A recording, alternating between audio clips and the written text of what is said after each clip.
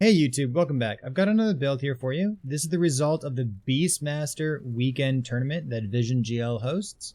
The skills for this weekend were Summon Wolf, Serpent Strike, and Spriggan Form. I was actually thinking about using all three skills this weekend just for the memes, but I ended up using a combination of Serpent Strike and Wolves. If you've seen the other videos that I've done here on YouTube, you know that I've done a build in the past with Serpent Strike, and I kind of liked it. I played it a couple times. I played a build called Poison Bear, where it's primarily a Serpent Strike build that also happens to have Bear. So with that build, had a hard time keeping Bear alive because you don't really have any source of poison damage leached as health. You now have access to minion poison damage leached as health. And it's a two-handed spear, which means it works pretty well with Serpent Strike. So for this weekend, we played a pretty much a minion build. I had a little of my own damage as well, but a majority of the damage came from minions.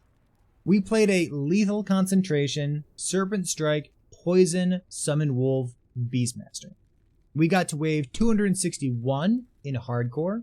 We decided to incorporate Wolves into a normal Serpent Strike build, not only because Lethal Concentration is cool and it's interesting and it's a thing we get to do, but also Serpent Strike doesn't really have the best clear speed. It's okay at best. And these days, you'd really like to kill as many ambient monsters as you can in order to benefit from the bonus stability that was introduced into the Monolith of Fate. With that in mind, and trying to get us as much experience and as high level as we can during one of these weekend tournaments, having the Poison Wolves means that not only do I get to deal damage, but I also get 5 wolves following me around, and then we get to spec for retaliation. So the wolves had their basic attack, a nice little single target thing. They have Ice Bite, which is a 40% chance to have an AoE basic attack with some extra damage on it.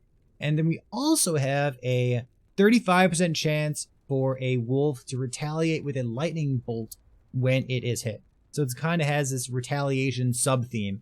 We have 645% increased minion health.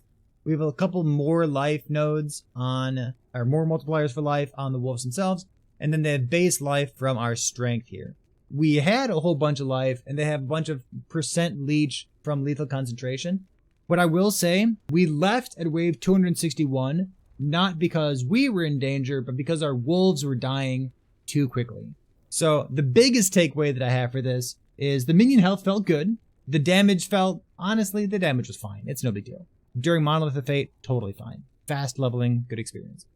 I think this character requires one of the Ribbons of Blood rings, because it gives leech rate, and then it also gives minion crit avoidance. So I'm pretty sure that's the last piece of the puzzle that I missed on this character here. Let's do a rundown of the character itself. We can talk about the offense and defense and how the whole build came together. So for the skills, we have Summon Wolf. We have all the damage nodes across the top here. We didn't loop across the bottom because we're still trying to deal damage, right? We have 2 points in more life and 1 point of retaliation, so this is great. We have 1 point all the way over on the right side in order to summon up to our companion limit. Then we have 4 points up here for Frozen Fang. This node converts your damage into cold, but we don't care about the hit damage, we only care about the poison. So this is a generic more damage multiplier when Ice Bite happens, so it does boost all of our poison damage. Next up is my own damage from Serpent Strike.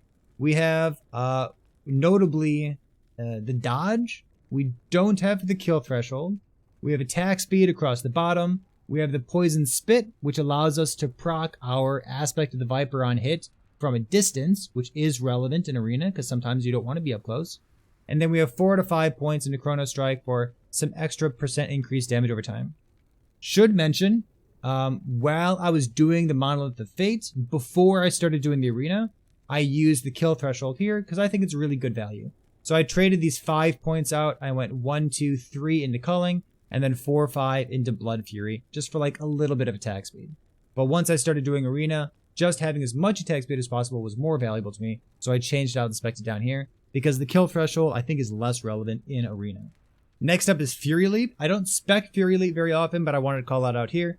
Again, I made a change for while I was doing the Monolith, and then when I did Arena afterward. Notably, we have the spawning of the vines down here, which I actually think is kind of cool. I think there's a version of this build, either as a Beastmaster or maybe as a Druid, maybe as a Werebear as well, where you don't spec Serpent Strike, and instead you spec Spriggan Form in that slot instead, and then in Spriggan Form, you just juice up your vines as much as possible, and then you're playing like a Vine, Summoner, Werebear form, Poison plus some Wolves, or maybe even their Squirrels at that point. I think there's a build out there for that because it kind of felt good. But for me, I wanted to be using Serpent Strike because I specifically wanted all of this dodge here. So I want to be human form because I get dodge from Serpent Strike, and I also get dodge from Maelstrom. So for the rest of Fury Leap, we have these nodes on the bottom left. While we were doing the Monolith of Fate, I did take this node because it feels really good in Monolith to have your wolves jump with you. But in the arena, I didn't want them to jump with me. So here's the thing. When I jump and the minions jump, they're no longer attacking enemies, which means they're no longer applying new instances of leech to themselves. So I wanted my minions to be attacking as often as possible, and then I wanted to be able to jump away without having them follow me.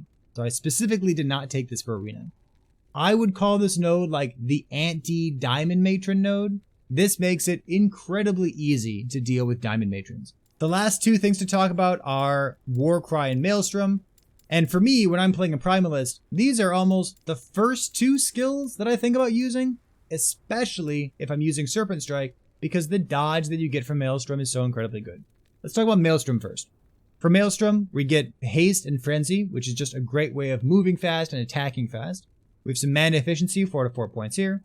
We have 4 points in duration, 3 points in dodge rating per stack. So this is 45, then we have 8 stacks all the time, so 45 times 8.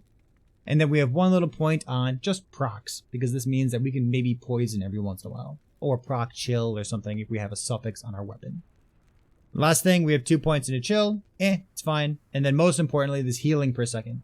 So we have 6 healing times, 6 healing per second times 8 stacks. And then this is multiplied by our healing effect.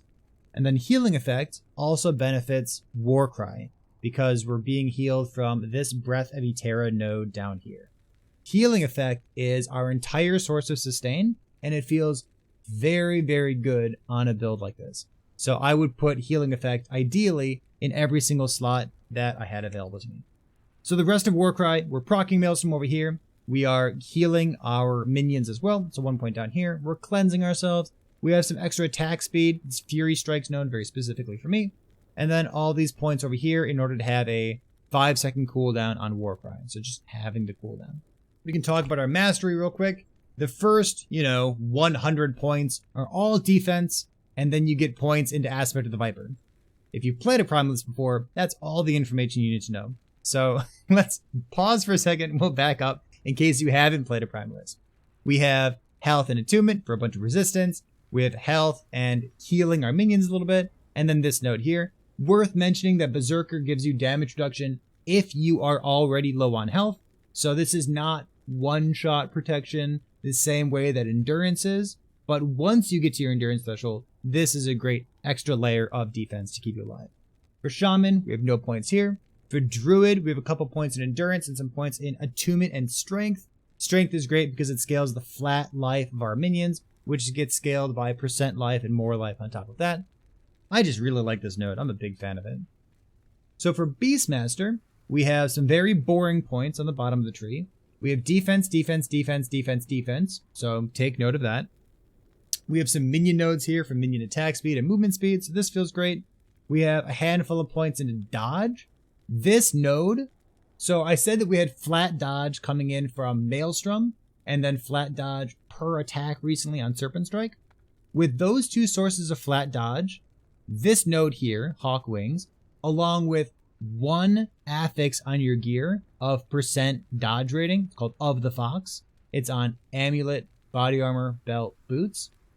With those 4 things, you have about 50 and sometimes 60 or 61% chance to dodge.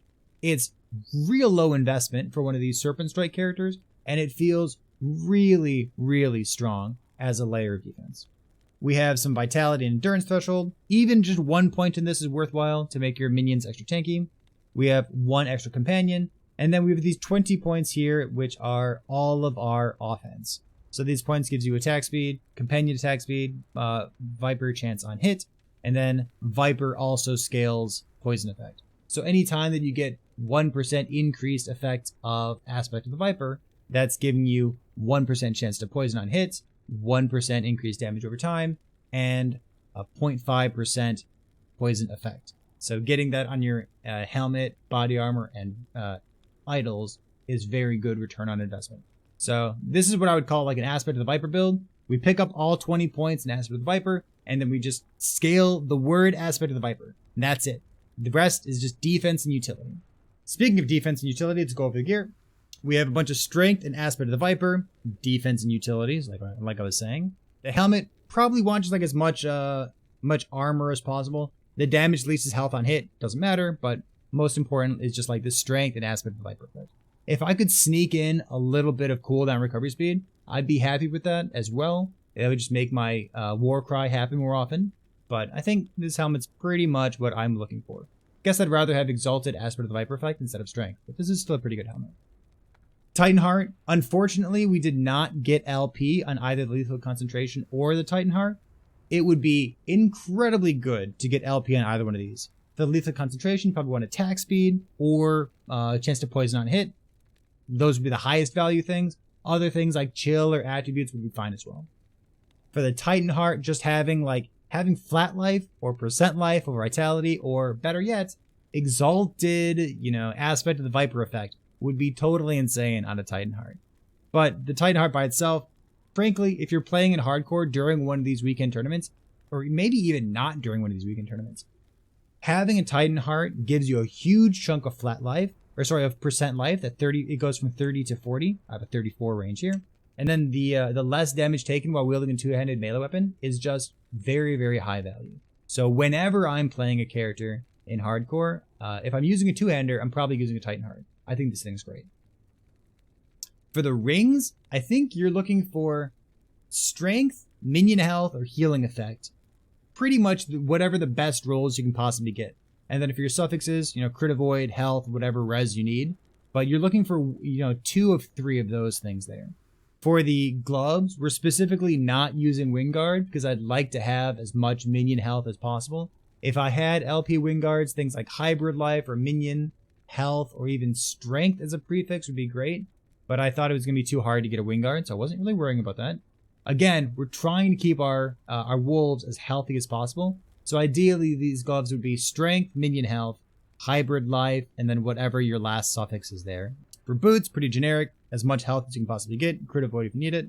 And then again, for the relic, we're looking for minion health, strength, healing effect. Those are the 3 big things for you. And then you could seal +1 to Serpent Strike. That'd be pretty high value, because that can give you maybe some extra damage or attack speed, or even like 1 more point in a kill threshold, which might be something that you're interested in. The last thing here is the idols. I guess we'll talk about blessings after that. But for the idols, we're looking for 2 things: Aspect of the Viper and healing effect. So you're kind of getting a sense of the only thing we really care about for offense is Aspect of the Viper and maybe some extra attack speed if we can sneak it in.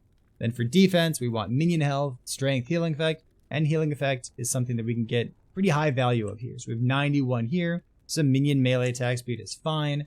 And then if you need to fill out some resistances, idols is always a pretty good spot to fill that out. For blessings, the last one that we'll talk about here, I don't think you need to sacrifice anything on this particular build for minion stuff. Like minion damage, minion resistance, I don't think those are necessary. I think that the only source of minion defense that I didn't have that I wanted was the Ribbons of Blood unique ring. The one that gives your minions crit avoid. That's the only thing that I would really change with regards to like how tanky my minions are. So for these blessings, we just have res, all resistance here, and then some extra armor and flat armor. I think these are very valuable, having these both the empowered one for flat armor and the empowered one for percent armor here. But when I'm standing in a level 100 zone, my armor value is about 49 or 50. So my character is about 50% armor and about 50% dodge. It is incredibly tanky. So I think after talking about blessings here, I'm going to kind of transition into talking about defense, because I think this character is a great example of layering defenses in Last Epoch. So for us, we have a couple layers of defense. We have, the endurance stuff like normal. We have Berserker. We have Ursine Strength here for damage reduction. We have Aspect of the Boar for damage reduction. And then we also have our Titan Heart for damage reduction. So we have 4 sources of damage reduction. And then we have our 50% armor and our 50% dodge on top of all of that. This character is actually very, very tanky. I am much more concerned about whether my minions die, whether my minions can leech back their poison damage fast enough, than I am about my own survivability. I'm tanky as hell. I kind of like it. I do want to point out one more thing. It's kind of a big brain idea. You could use this idea for like farming Julra, for example, for bosses. But I didn't do this, but I do want to point it out for you. There's a pair of boots that got recently introduced to the game. It's called Foot of the Mountain. It says, while you're standing still, you convert your dodge rating into endurance threshold. So if I stand still for a bit and I hold down my right click and I get my 8 stacks of Maelstrom up, you'll see that my dodge percent is maybe 22, maybe 2500 or so. So imagine I'm fighting Julra, and Julra has some mechanics that cannot be dodged. So in a way, dodge is a pretty bad mechanic against Julra. So imagine that you're standing still, and all of a sudden, instead of this, 65 or 70% dodge, you have your entire life pool capped with endurance. So like your entire 26 or 2700 life has 60% endurance threshold, or it has 60% endurance covering the entire thing. I think that's a pretty good use of that new pair of boots. I don't think it's necessary, but I think it's really cool. So I'm going to keep that in the back of my head in case that layer of defense becomes relevant at some point. Because converting that huge amount of dodge into endurance threshold, this is a build that could use that very well. So that's it for me. If you have any questions about the build, you can always leave that in the comment section of this video here. You can drop by twitch.tv/ParryThePig, where I'm streaming almost every day, playing some Last Epoch. I hope you appreciate the build. I hope that your minion builds struggle less than mine do. I promise I don't actually like minion builds. In any case, thanks for being here. I'll see you next time.